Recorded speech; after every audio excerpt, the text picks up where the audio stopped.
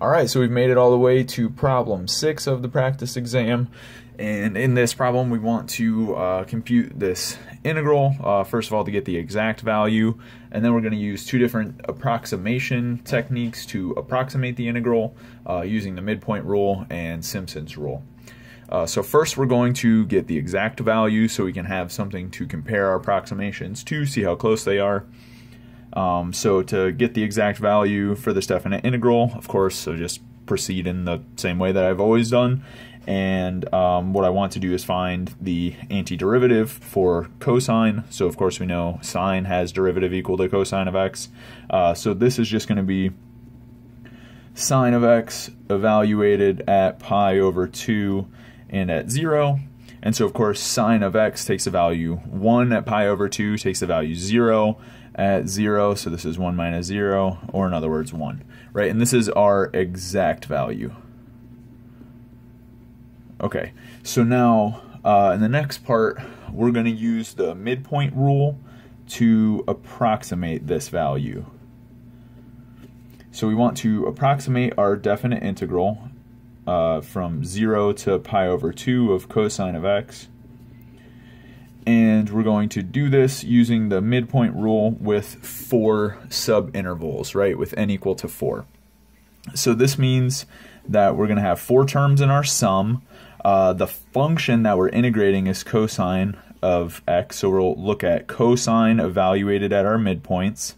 We'll multiply by delta x, right? Delta x will just be the length of the interval from 0 to pi over 2 divided by 4, so the length of each one of our subintervals. And then we just need to sum all of these values up. So we will have 4 of them, so k equals 1 to 4 in our sum. So the interval that we're looking at, right, to compute delta x, this is from 0 to pi over 2.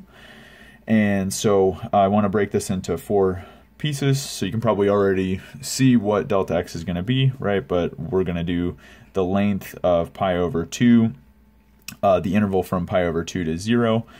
So we have pi over 2 minus 0, and then we're going to divide that into 4 subintervals. So this gives us delta x equal to pi over 8. Okay, so this is our delta x term. We need to still figure out our midpoints. So the endpoints of our intervals are going to be, for the first one, 0 to pi over 8, right? Delta x is just the length of this subinterval. The next one will be pi over 4, and the next one will be 3 pi over 8. And so then I want to find these midpoints, right? And so of course I can go ahead and figure out what each midpoint is equal to, or I can just find the first one and then add delta x to it to get to each of the next midpoints. So my first midpoint, which we'll call x1 bar, this is going to be, well, halfway between 0 and pi over 8, or in other words, it's 1/2 of 0 plus pi over 8, right? So it's pi over 16, fine. And then to get to x2 bar, I'm just going to start at pi over 16 and then add delta x, or in other words, pi over 8 to that. Right, so this will bring me to 3 pi over 16. And of course, I'm just adding 2 pi over 16 each time.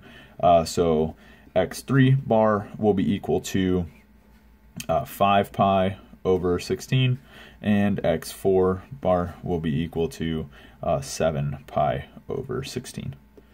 Okay, so now I can write all of the terms in the sum, right? So m4 will just be equal to, well, delta x is common to all of the terms, so I can pull it to the front. So here's delta x, it's pi over 8, and then I need to multiply that by each one of the values of cosine of pi over 16, right? That's cosine at the first midpoint, plus cosine at the second midpoint, so that's 3 pi over 16, plus cosine at the third midpoint, that's 5 pi over 16, and cosine at the last midpoint, which is 7 pi over 16. So okay, I'll plug that into my calculator and see what I get. Okay, and so of course you need to make sure that your calculator is in radians. So what I got, plugging all of that in, of course pi over 8 was just delta x, right? This is the sum of all of the terms of the function evaluated at the midpoints.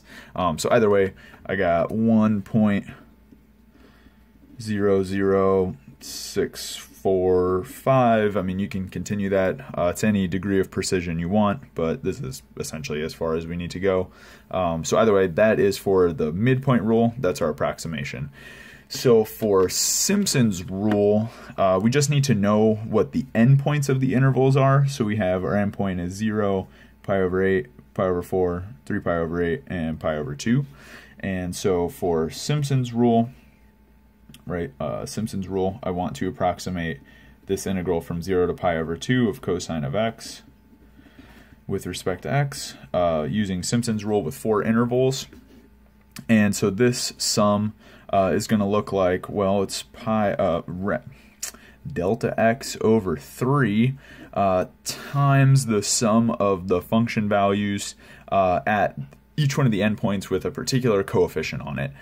So it'll be the first cosine of the first endpoint, cosine is our function, plus we'll do 4 times cosine at the second endpoint, so second endpoint being this pi over 8. So we have pi over 8 for the next one.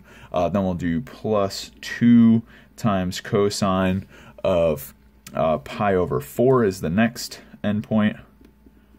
And then plus 4 times cosine of 3 pi over 8. And then plus cosine of the last endpoint, which is pi over 2. So, of course, remember the pattern for Simpson's rule for the coefficients multiplying the function values is 1, 4, 2, 4, well, 1 in this case, but if we had more subintervals and endpoints to evaluate at, it would just be 1, 4, 2, 4, 2, 4, 2, 4, 2, 4, 2, 4, 1, as far as you need to go, ending with a 4 and then a 1, starting with a 1 and then a 4. So we can put all of this stuff together, and of course we know our delta x is still just equal to pi over 8. So we'll collect all these terms, and then I'll plug it into my calculator and see what I get. All right, so plugging all of that stuff into the calculator, of course, just, delta x over 3 comes out as pi over 24, and then all of my function values multiplied by the appropriate coefficients gives me an approximation of approximately equal to 1.000134. Again, I could continue this as far as I need to, but maybe I honestly don't even need this for, so either way, continue it as far as you want, but we don't really need many more decimal places to see how much more accurate Simpson's rule is than the midpoint rule. All right, so that does it for this particular problem, so I'll see you in the next one.